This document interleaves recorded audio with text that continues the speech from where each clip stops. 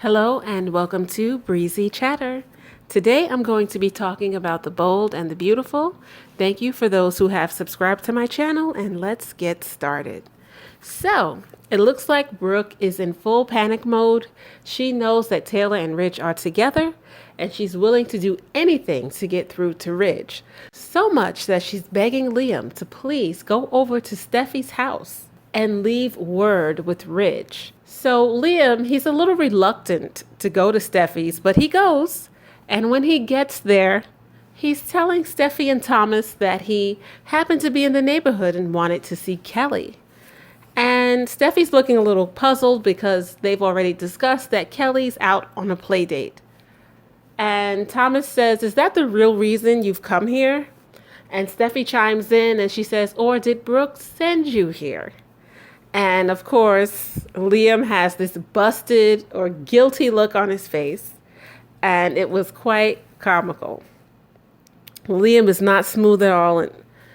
So Liam does start talking, and he wants to know what's going on. And he's explaining that Brooke has been trying to get a hold of Ridge and what's going on with Thomas having Ridge's phone. And Thomas does say that they're not holding Ridge hostage at the Cliff House and that he can leave to see Brooke anytime he'd like. And then Steffi says that her father is getting back together with their mother. Liam looks puzzled and he says to Steffi and Thomas, "But they're still married." In other words, but Ridge and Brooke are married. And I found that funny because Liam didn't honor his marriage while he was fooling around with Hope. Even though he was on the outs with Steffi, that didn't stop him from carrying on with Hope before he was divorced. So what is he talking about? But moving on. So then we have Hope apologizing to her mom, stating that she did not think things would get this out of control and that she was selfish for wanting Deacon to be involved in everyone's lives. She could have just met Deacon on her own for coffee. She just didn't realize how serious this was or how upset Ridge was about Deacon being in their lives. But that's not true because Ridge made it very clear about how he felt about Deacon, and Hope did not care. Hope dug her heels in, and she told her mom that she would move her and the kids out of the house if she couldn't have her father there. But now that everything's blown up and her mother is really upset because she's about to lose her husband, now Hope is sorry. Now Hope didn't think it was that big of a deal. Yeah, right. Anyway. So we have Taylor and Ridge. They spent the night in the same room, but not in the same bed. And they're talking to each other. And Taylor's wondering if Ridge has any regrets. And then you have Eric showing up to Brooke's place. And Eric is telling Brooke that he's sorry that all of this is happening. He didn't know that she had fallen off the wagon, and he wanted to know if she was getting help. She said she was getting help. She doesn't have an urge to drink. He said he couldn't put her mind at ease because he did not know where Ridge was. And of course, Brooke brings up how Steffi and Thomas are trying to push their parents together. And Eric says that he doesn't condone their tactics, but he can understand why they want their parents together. Which was kind of a shocker to me because Eric is usually 100% on Brooke's side.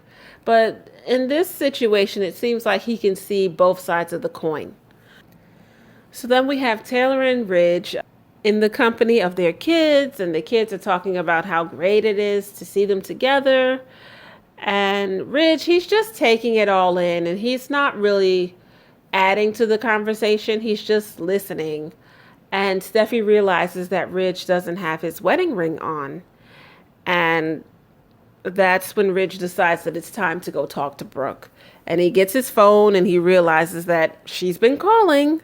And he leaves, although Steffi tried to convince him to stay, he said he has to have a conversation with Brooke face to face. So then we have Brooke and Ridge talking.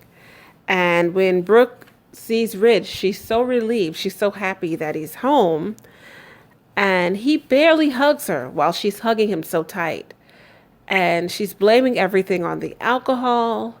And she's talking about everything that led up to the awful night with Deacon, how he couldn't make it for New Year's. And then she had the urge to drink, and one thing led to another.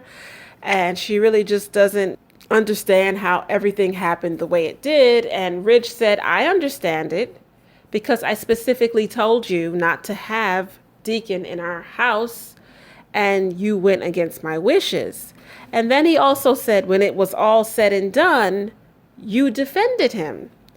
So I kind of feel like he was saying, yes, okay, you're blaming what happened that night on the drinking, but you're no longer drinking and you still defended Deacon. He really doesn't have any sympathy for her in that regard. Of course, Brooke is talking about Thomas and how Thomas wouldn't allow her to speak to him because she did go to the Cliff House, and she was saying that they're trying to make it seem like he should be with them when he belongs with her. And then she notices that Ridge is not wearing his wedding ring, and she wants to know what happened. What happened last night?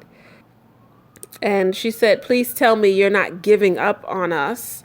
And she tells him that she loves him, and she wants him to tell her that he loves her too. Meanwhile, you have Steffi and Thomas in the office, and they're talking about everything that's going on with their parents. And Hope walks in on them, and she knows that they were talking about Brooke. She wants to know what happened last night. And Steffi and Thomas really don't know what happened last night. All they know is that Taylor and Ridge spent the night in the same room. And Hope, of course, she's trying her best to defend her mom, but Thomas had to explain to her, your mom did something that hurt our father. So what do you want from us? And then we have Taylor. She's at the office. She's glowing. She looks really happy. And who sneaks in? Sheila. And Sheila's telling her that she has the tea on what's going on with Brooke and Ridge, and that this is a great opportunity for her to try to reconnect with Ridge because Ridge walked out on Brooke, and Deacon told her everything that happened. And Sheila, of course, started ranting a little bit about Brooke. And before she could go into a full rant, Taylor said, if you're here to bash Brooke, I'm going to have to ask you to leave. And Sheila sort of straightened up and tried to make it seem like she was just there to encourage her to go after Ridge because this is a great opportunity for her to do so, and that she's Team Taylor. Then we have Brooke and Ridge talking. And Brooke, she tells Ridge, I don't care about what happened last night. It's not enough to break us apart. And he said he spent the night in Malibu. And she says, I know you were with Steffi. And he said, I was with Taylor. And she doesn't care. She doesn't really want to go into that. She's saying, well, you made mistakes. I made mistakes. We can just get through this together. But what Brooke doesn't realize is that while she's telling Ridge that what she did with Deacon was a mistake, what Ridge did with Taylor was intentional. It was not a mistake. It was a response to being hurt. So then it's not the same. They're not in the same boat. But I feel like Brooke is trying to create this situation where they both have done something and they can just move on from it and continue to grow a life together. And Ridge does tell Brooke, he says, I can't do this anymore. I don't want to hurt you, and I don't want you to hurt me. And then he says, look at you. You're as beautiful as you were when I first met you. I love you with everything because you're the one. He said, you're the one I loved when I was young. I thought those words were quite interesting because it's his way of saying that he has grown up while she has remained the same. What was once bearable is now unbearable because he has matured in a way that Brooke hasn't. And he just told her, we cannot do this anymore. And he told her that she will always be his Logan. And he did kiss her. and he left. And she was devastated. She was crying, very upset. And Ridge, he went to the office. He's still heartbroken with everything that's happened. He's looking at a picture of him and Brooke. And the kids come in and they're sort of prying because they know he did speak with Brooke. So they're trying to find out if she was able to convince him to give her yet another chance or if this is really it. And Ridge didn't really want to talk to them about Brooke any further. And Steffi, she excused herself from the office to call Taylor and tell Taylor to please come to the office because Dad needs her. So Taylor shows up and she does tell the kids that this is not a celebratory time. Steffi and Thomas, they were supportive and they told their father that they would be there for him. And then we have Hope talking to Brooke, and Hope was wondering if Ridge was there and what happened. And Brooke told Hope that Ridge left her. He walked out and he said it was over, and she's really upset. And of course, she's telling her daughter that she has to remind Ridge of the love that they have. And, if she doesn't, she's going to lose him forever. She's going to lose him to Taylor. And then we have Carter working out in his apartment while he's thinking about Paris and thinking about Grace. And who knocks on his door? Paris. And he's surprised to see her because he thought he made himself very clear when he told her he could not see her anymore. But Paris said she just could not stay away. She had to see him. And Carter's trying his best to explain to Paris that he cannot repeat what he did to Eric. He cannot do that to Zende. And Paris is just trying to tell him that their relationship is not serious. They're not exclusive. Zende's seeing other people. And Carter had to explain to Paris, yes, but he'd like to be exclusive with you.